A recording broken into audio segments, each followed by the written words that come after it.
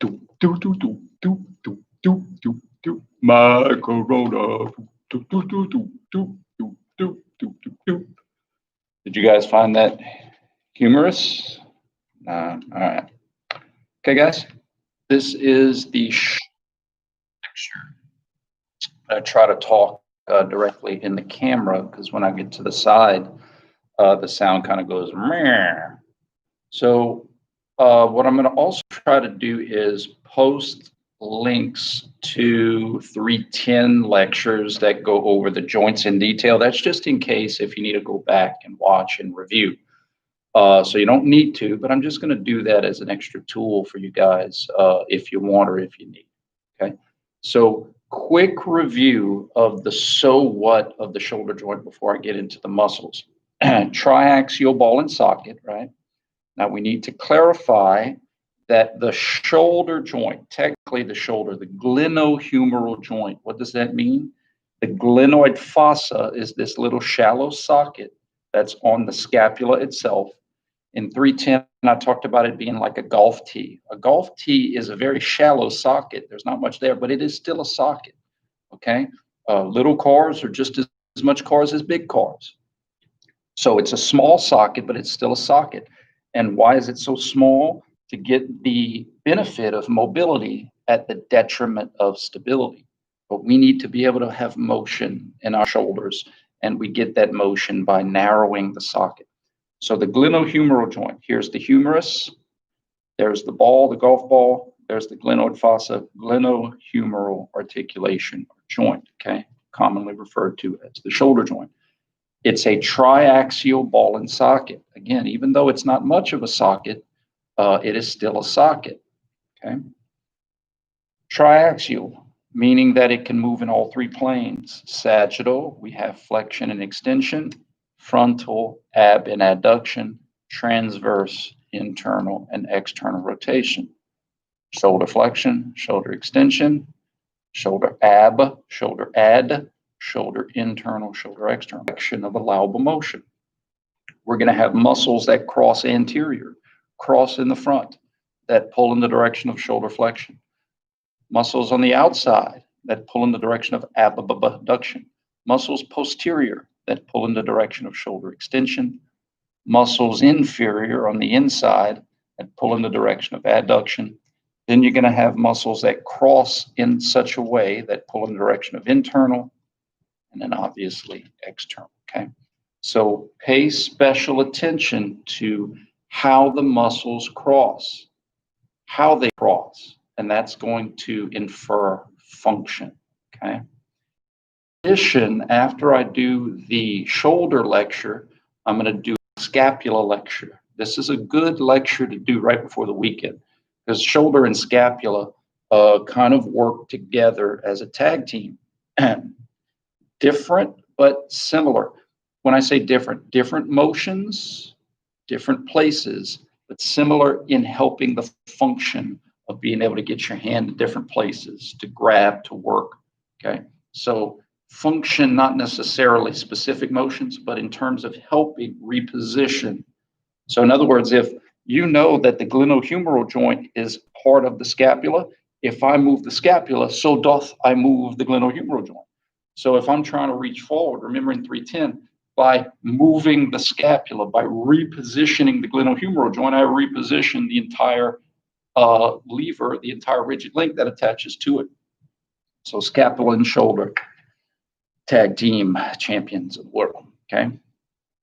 Hey, oh gosh, I just dislocated this dude's shoulder.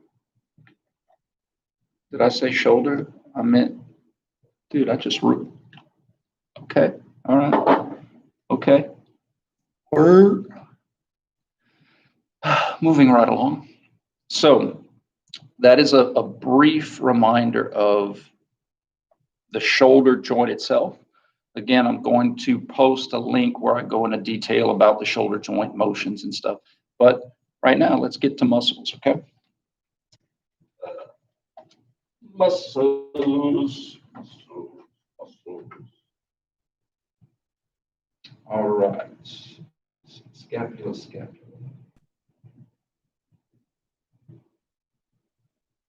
Okay. All right.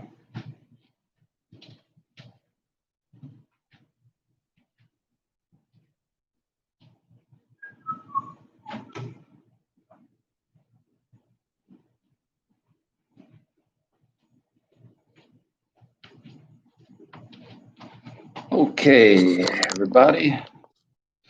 The first muscle we're going to talk about is the pectoralis major. Pec major. You also have a pec minor that lives under it, and it attaches to the scapula. So that's going to be a scapular functioning muscle. The pec minor does not cross the shoulder joint, but the pec major does. As you could about imagine, major kind of covers more area, bigger, stronger, major versus the minor. So when we say pecs, we have to be very careful about, are we talking about the right and the left? Like if you're doing a bench press up with a barbell, do you mean pecs, plural, major and minor? Are you talking about the pecs in terms of major, right and left, pectoralis major? Are you talking about the pectoralis major and minor, but in separate joints? Pec major working at the shoulder and pec minor working at the scapula. Like if you were going to do a push-up plus a protraction on your way up, right? Okay, so function of the pectoralis major. The way this shoulder, this muscle crosses. I'm going to bring my little skeleton here. So the pectoralis major has a sternal origin and it has a clavicular origin. The clavicular, commonly referred to as upper pec, sternal is kind of middle. I'm going to explain, if I remember, why there's really no lower. I mean, there's lower in terms of where it's at, but there's no lower in terms of function, because all of those fibers converse to this middle strip right here, a lady between two majors. Now, this long strip right here, it's a big origin strip, okay? And all of those fibers in anatomical position pull in a direction of adduction. Look how in anatomical position, this whole strip right here is underneath the AP axis. So all the fibers pull in the direction of adduction. So the point is that it doesn't matter upper, lower, the whole fan pulls in a direction of adduction. The pectoralis major is our first example of a fan-shaped muscle. The concept of a fan-shaped muscle in biomechanics is that if you have a fan, all of the fibers are going to have something in common, but then part of the fibers are going to have something different in common. In other words, these fingers on this hand are pulling down and to my right, and the fingers on my other hand are also pulling down, but to my left. Does that make sense? So the pectoralis major is a fan-shaped muscle in that all of the fibers pull in the direction of adduction in anatomical position. In addition, all of the fibers pull in the direction of internal rotation. You could see how those fibers would want to spin the humerus medially, or medial rotation. Those are synonymous, as we remember in 310. So all of the fan have two things in common in anatomical position. They are shoulder adductors and they are shoulder internal rotators. Now, the clavicular fibers, or the upper fibers, have something different. In addition to crossing underneath, they cross in the front. They have an anterior cross, an upward pull to them, right? Trying to bring the humerus to the clavicle. So the upper fibers, or the clavicular fibers of the pectoralis major, are shoulder flexors. And that's why when you do incline bench, you talk about kind of working the upper chest. It's because when you incline, you have an upward component of that motion. You have a shoulder flexion as well as an adduction component. When you get out of anatomical position, okay, remember all of your circles are referenced to anatomical unless I note otherwise. Well, because the pec crosses anterior, when you get out of anatomical and you abduct, the pectoralis major, all of the fibers are big, powerful horizontal adductors. That's why doing bench press and push-ups, horizontal adductors when your arm is out to your side. Okay, flies, you know, when you do the chest cable flies, you work that pec, pulling across, right? At the end of the day, it's kind of neat if you simplify things. The pectoralis major is just trying to bring your humerus to your sternum and your clavicle. And there's a lot of different ways it can do that. It can do that in terms of adduction, pulling in the direction of adduction. It could do that in terms of the direction of horizontal adduction. It could do that in terms of just the top part, pulling in a direction of flexion. The upper fiber, pulling up and across, okay? Right? And then again, the rotation, the way the pectoralis major crosses, it wants to pull in a direction of internal rotation. All right. So review: pectoralis major in anatomical position, shoulder adductor, shoulder internal rotator. The clavicular fibers, the upper fibers of that fan, pull in the direction of shoulder flexion. The last thing I'll say about the pectoralis major is that it is a midway muscle, like the brachioradialis. If you remember midway muscles, they switch function after you get to a certain position. Is that when you're abducted, the pectoralis major is here. But if you continue to abduct, remember the pectoralis major just wants to pull humerus to sternum. So if you go past 90, well, now getting the humerus closer to the sternum and the clavicle is pulling in a direction of abduction. So it switches function once you get past 90 degrees.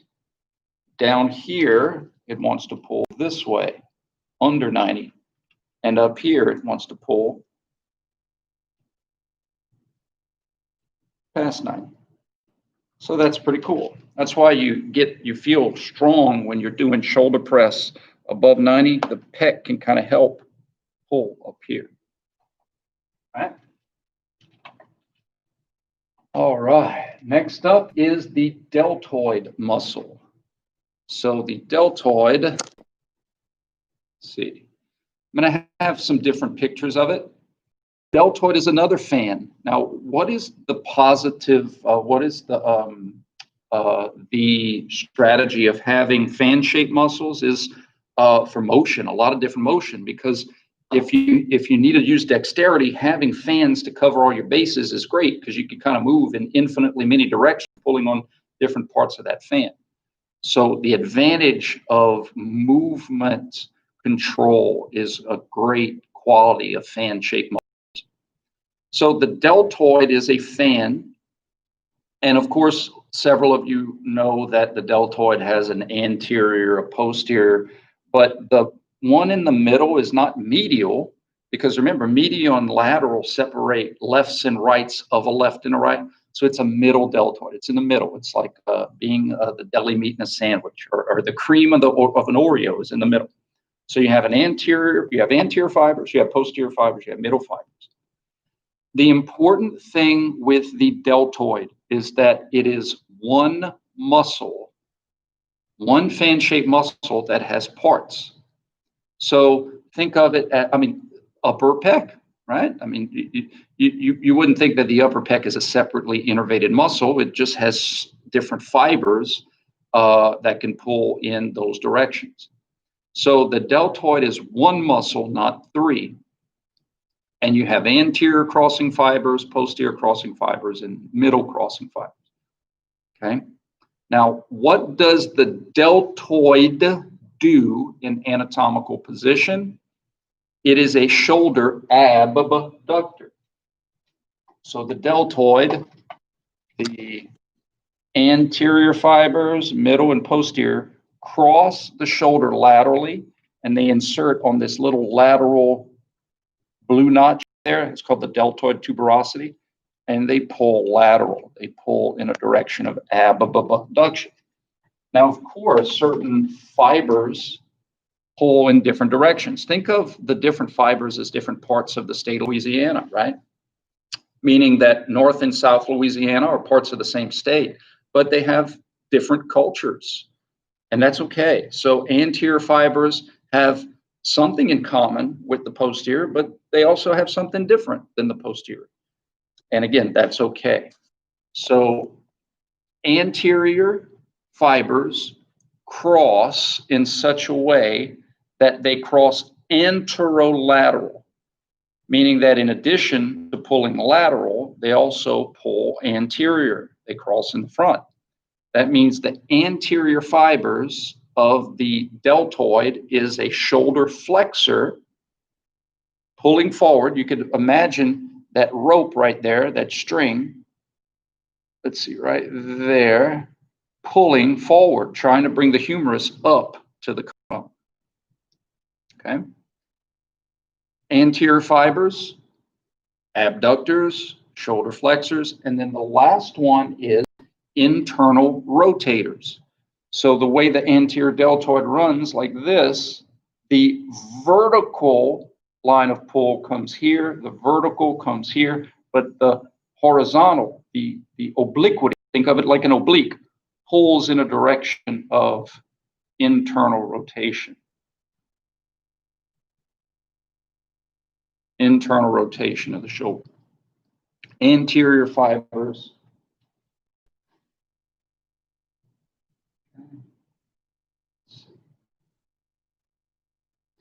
Here's a view of the posterior deltoid. So keep in mind, this is a back view, a posterior view. And the posterior fibers are also going to be abductors, right? Pulling in the direction of abduction, but they're going to have the mirror opposite of the anterior. They're going to be shoulder extensors, pulling the humerus back, pulling in a direction of extension. And in addition, their transverse pull is going to be pulling in a direction of external rotation or lateral rotation. Anterior fibers, shoulder abductors, shoulder flexors, shoulder internal rotators. Posterior fibers, abductors, shoulder extensors, shoulder external rotators. And then the middle just runs straight over the top. So there is no obliquity to it in anatomical position. The middle just pulls in a direction of abduction in anatomical.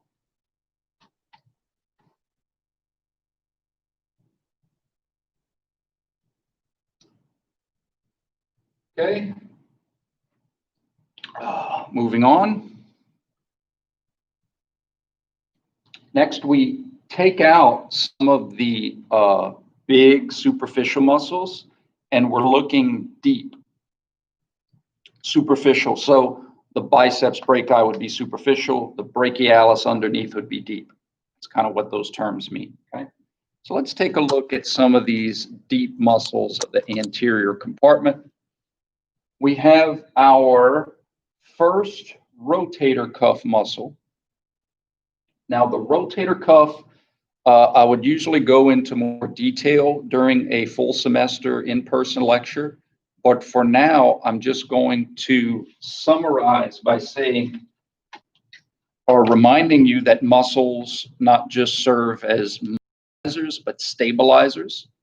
And because we have the advantage of range of motion at the shoulder, the way it's articulated, we lose in terms of stability. In other words, it's very easy for this golf ball to get knocked off the golf tee unless we have some backup.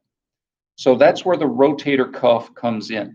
The rotator cuff are four muscles that encapsulate the humeral head and try to maintain the position of the humerus on the glenoid fossa, on the socket.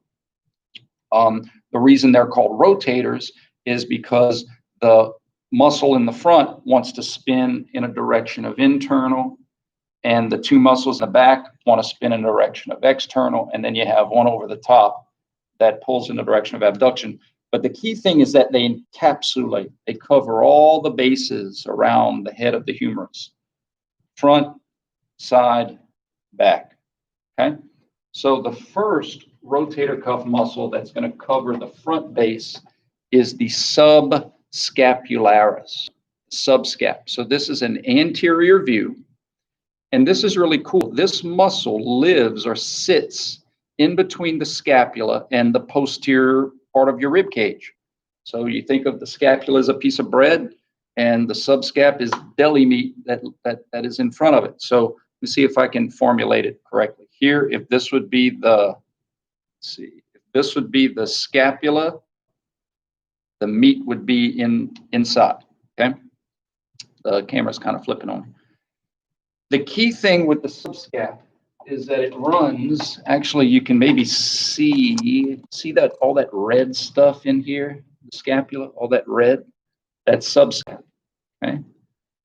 And the subscap runs from the posterior inside of the scapula, and it covers the anterior front base of the humerus, okay? So the point is that when this back of the body, internal rotator, okay? Subscap, shoulder internal rotator. Then you have these little secondary, these aren't prime movers, but they're kind of important when you guys get into grad school.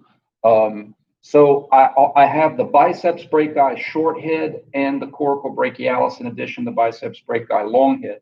So both of these muscles cross the shoulder, but in different places. The short head, you can think of it, takes a shortcut straight to the coracoid process of the scapula. The coracoid is in the front. So the biceps brachii short head, simple shoulder flexor. It has a sister muscle. A sister muscle is a muscle that has the exact same function as another muscle. So the old adage is, if you had a little sister, the little sister would go wherever you went. Maybe if you went somewhere, the little brother wants to go with you. So the biceps brachii short head is kind of like the older sibling, and the coracobrachialis is like the little sibling that goes along everywhere it goes. So every time you use biceps brachii short head, you're going to use coracobrachialis. Coracobrachialis is regionally named, coracoid process, brachial part of the arm. Coracobrachialis doesn't go into the elbow. Then you have the biceps brachii long head. The long head is the one that takes a more mountainous route. It doesn't go straight to the scapula. It passes through this bicipital groove and then attaches on the supraglenoid fossa up here, okay? The biceps brachii long head is of importance for a lot of reasons. Stability, it kind of anchors the humerus laterally, preventing the humeral head from translating laterally. In terms of muscle function, it has an anterolateral crossing. So antero, it's going to have a component of shoulder flexion, and lateral, it's going to have a component of shoulder abduction. So it's a shoulder flexor and an abductor. Okay.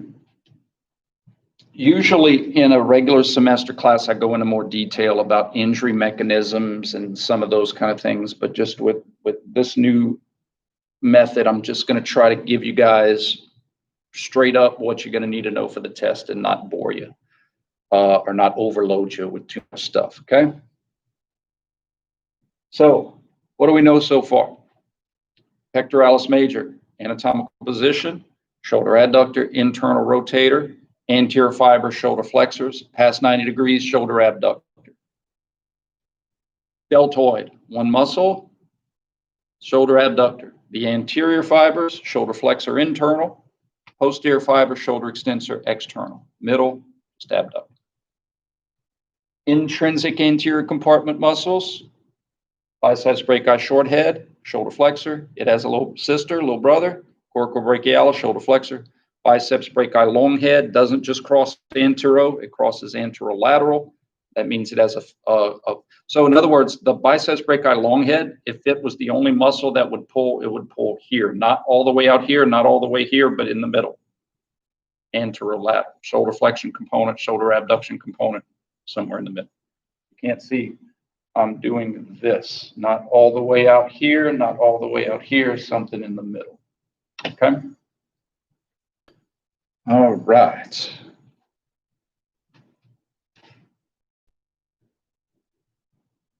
All right, let's take a look at some posterior muscles. Okay, it's another picture of the deltoid.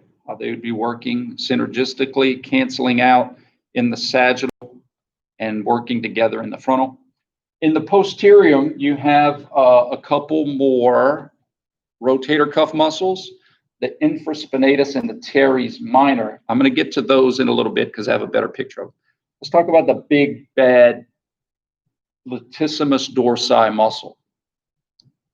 The latissimus dorsi is an absolute powerhouse.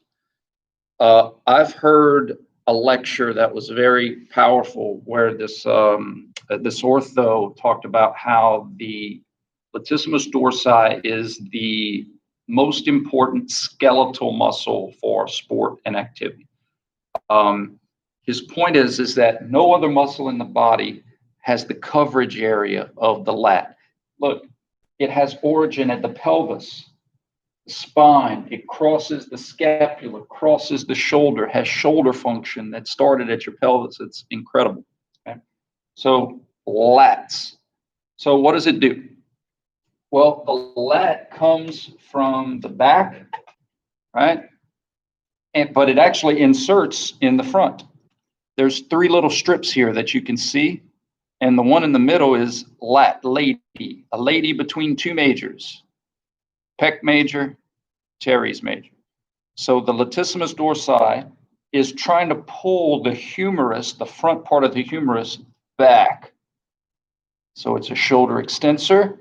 In addition, it's a shoulder adductor. And in addition to that, a shoulder internal rotator.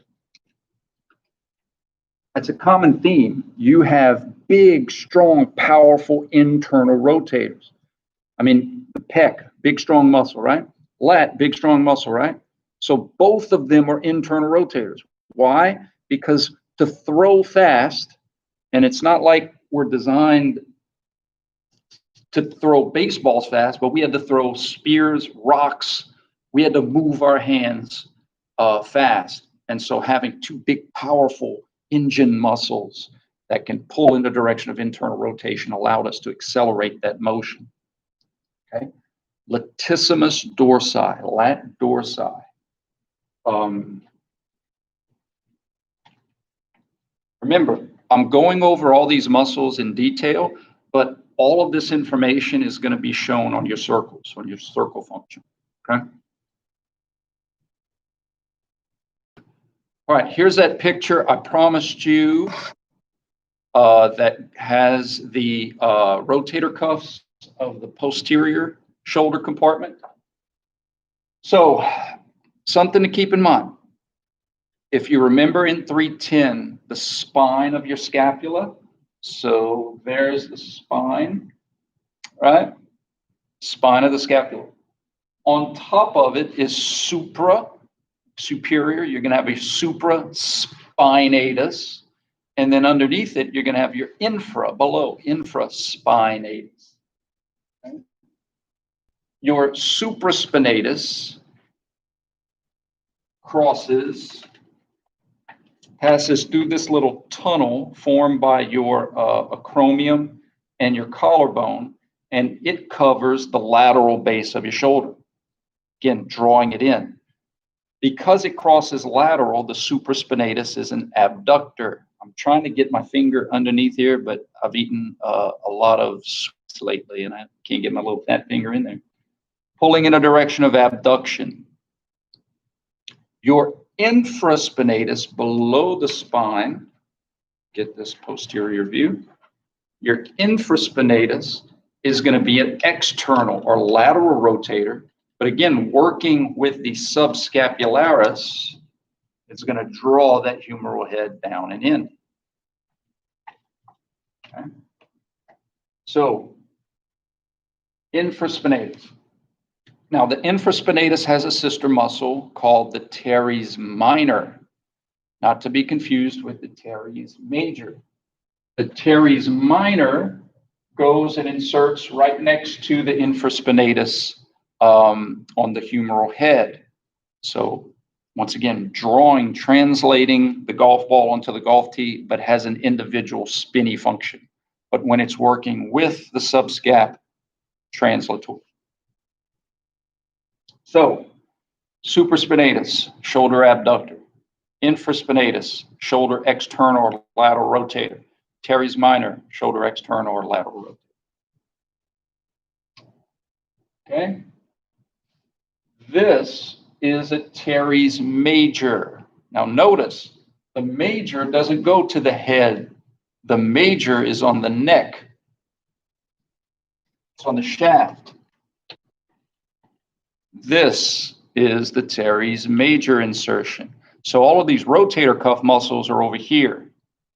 Teres major comes from the scapula and inserts right there. An easy way to remember teres major is that it is a sister muscle to the latissimus dorsi.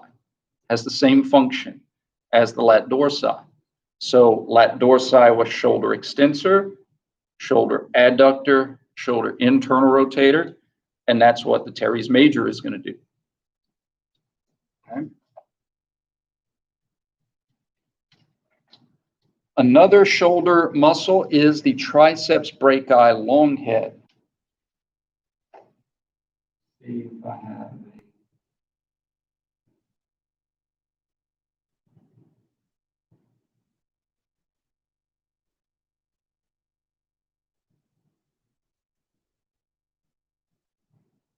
Okay, so the triceps brachi long head, there's a little red. So remember how the long head of the bicep inserted on the top?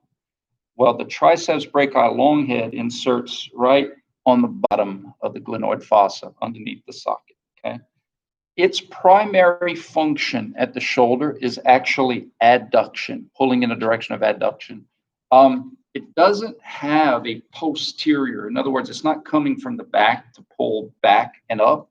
Because remember, if you cross posterior, you kind of have to pull back and up. It inserts right on that bilateral axis. So its function is going to be pulling the olecranon in. Triceps brachi long head. Remember, medial and lateral heads don't cross into the shoulder, so therefore they don't have a function at the shoulder.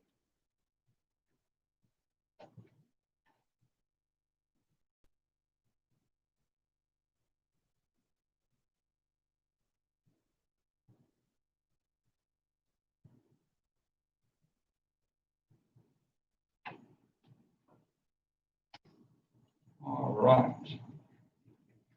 So let's get right into our shoulder circles.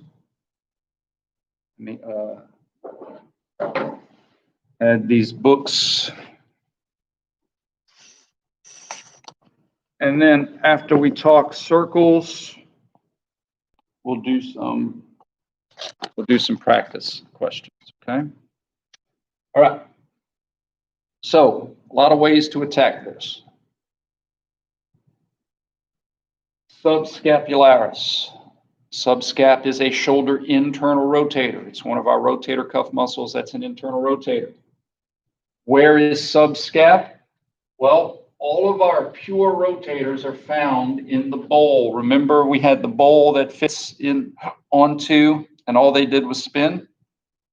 In other words, the bowl crosses both axes. They're neither flexors, extensors, ab, or adductors. So everything found in this bowl is just pure rotators. Subscapularis, this is a right shoulder in anatomical position. Subscapularis pulling in a direction of internal rotation. Subscapularis pulling in a direction of internal rotation. Subscap. Okay.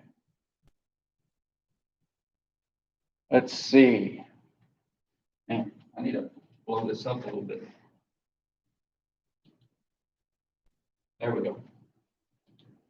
That's better. Okay. Teres minor. Teres minor. Now you can abbreviate however you want. You don't have to abbreviate like I abbreviated. You abbreviate whatever you want. So it's just to remind you what these muscles are, because if we had to write the whole names on there, it wouldn't leave a lot of space to see. So in other words, remember I used the analogy of where you sit in class. So imagine a classroom setting, but it would just say BC for Brian Campbell, okay? Teres minor. Teres minor sits on the bowl. That means it has no anterior, posterior Lateral medial function, only spin. Teres minor is an external rotator, a lateral rotator. This is the shoulder. It's trying to externally rotate me, pulling in a direction of external rotation. Ow! Infraspinatus, same thing. Infraspinatus, external rotator. Supraspinatus. Supraspinatus, our other rotator cuff muscle. Remember, it crosses lateral. It's an abductor. Lateral crossing muscles, abductor. Okay. Going down the line. Posterior deltoid. Now, this is where I teach. Even though the deltoid is one muscle, different parts have different functions. So the purpose of remembering function, I split them up. However, for your memory, it's probably best if you connected these with a pencil or a colored pencil when you print these out to remind you that these are areas of one muscle. But I couldn't draw them all on one box because then I couldn't show the flexion or the extension. So the anterior fibers, shoulder flexors because they cross in the front, abductors because they cross lateral, middle, only lateral, posterior, lateral, posterior, and external. A little head whip in there. Okay. Biceps brachii long head. Biceps brachii long head. It sits in the front right of class, anterolateral, shoulder flexor, shoulder abductor. Biceps brachii long head. Okay. Let's see what other muscles I have, because I had to chop some off. Biceps brachii short head. Biceps brachii short head is on the AP axis, meaning that it only crosses in the front. Shoulder flexor, right? Remember, it has a sister muscle, coracobrachialis. Tags along wherever it goes. Shoulder flexor. Okay.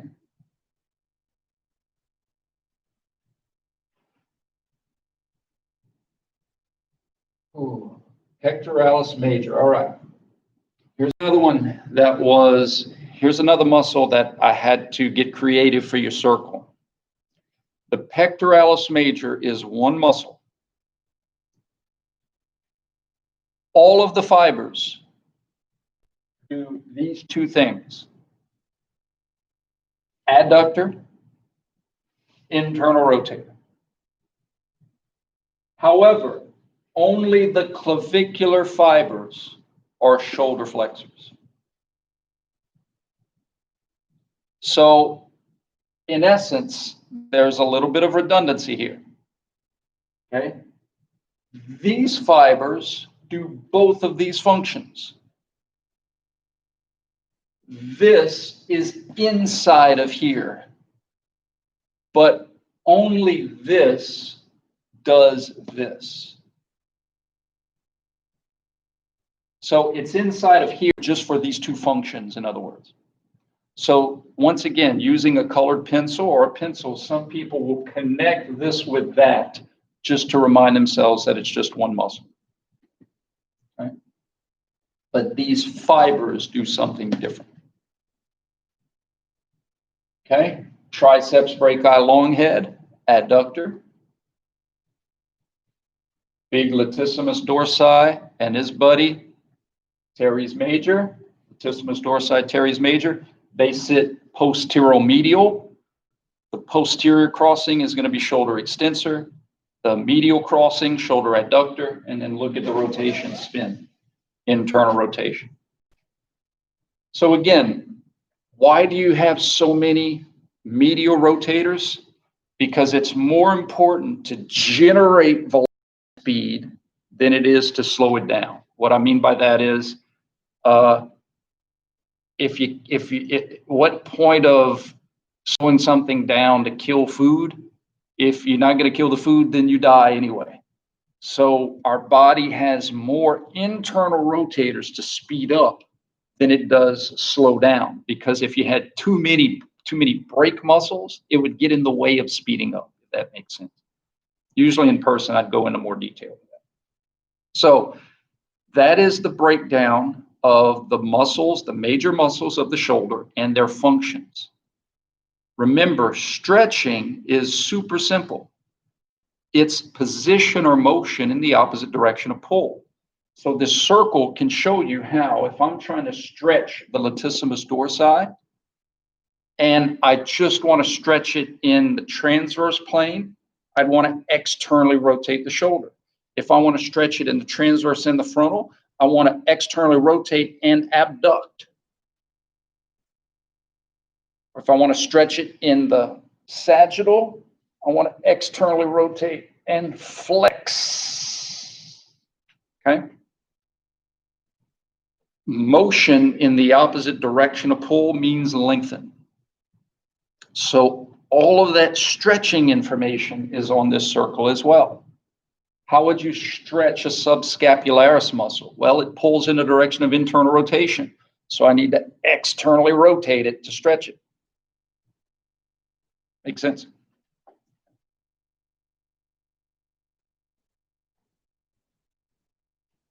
All right, I'm going to pull up a couple examples for us to work through. On to. Ready? Break.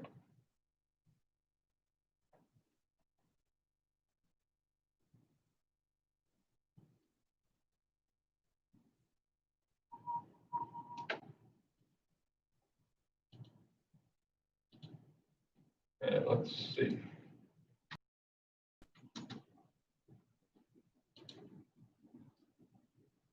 Oh, look how many arms that guy has.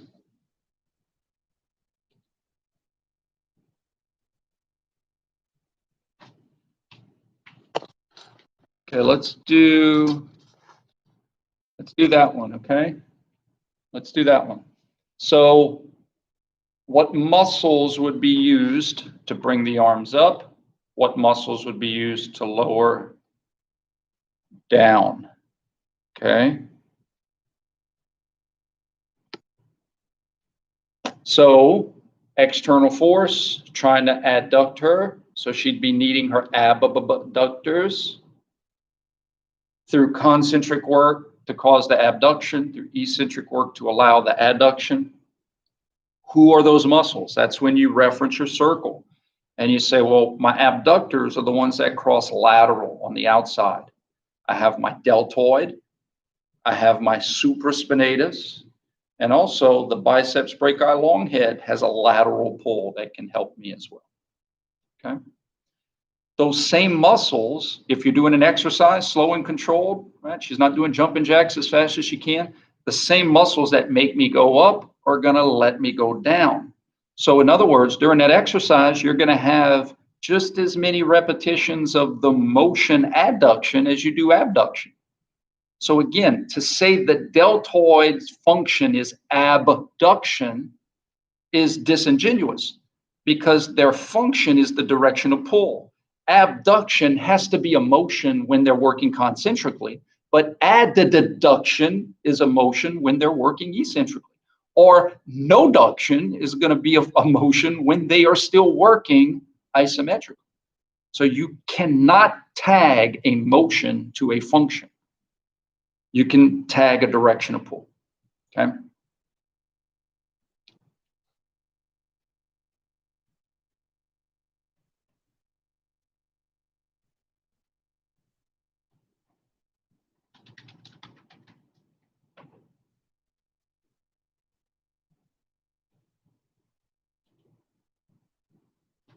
Okay, how about a front raise? Okay. External force trying to extend, therefore I need the shoulder flexors. Who are the shoulder flexors? That's where your circles can help you. The circles didn't tell you that you needed shoulder flexors. The circles don't tell you the type of contraction you need to match up with certain motions. 310 did all that. The circles help you identify who is all in the group that you figured out. You figured out that you need to use shoulder flexors in this exercise. Concentrically to make the flexion happen, eccentrically to allow the extension to happen. The circles help remind you of all the different muscles in that group. Anterior deltoid, anterior fibers of the deltoid. Clavicular fibers of the pectoralis major. The long head of the biceps brachi, the short head of the biceps brachi, and the coracobrachialis. Okay?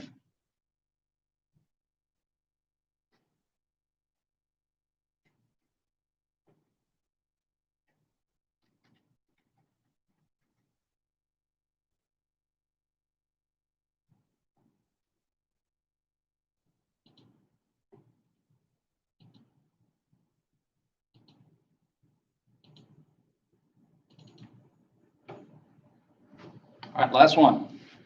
Which muscles at the shoulder in terms of rotators do you think these guys are going to be mostly using while they arm wrestle? Internal or external rotators? You can pause it, think about it, and then press play because I'm going to go immediately into the answer. Internal rotators.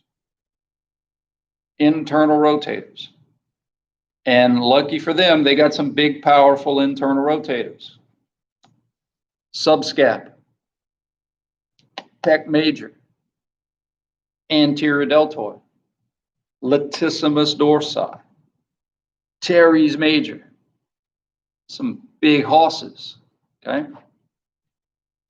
All right, so one of the reasons I ended your last lecture with shoulder and scapula, I'm going to do the scapula next, is to give you the weekend to really kind of process it, to watch these videos as many times as you need. And once again, I am on 24-hour call if I'm awake, but text, email, let's set up a time that I can clarify things if you have any questions. Of course, if it's a question that I can answer written, that's fine, but I'm a much better talker than I am a writer. So if we need to discuss to clarify, that's not a problem at all. Okay, guys? All right. Next up, scapula.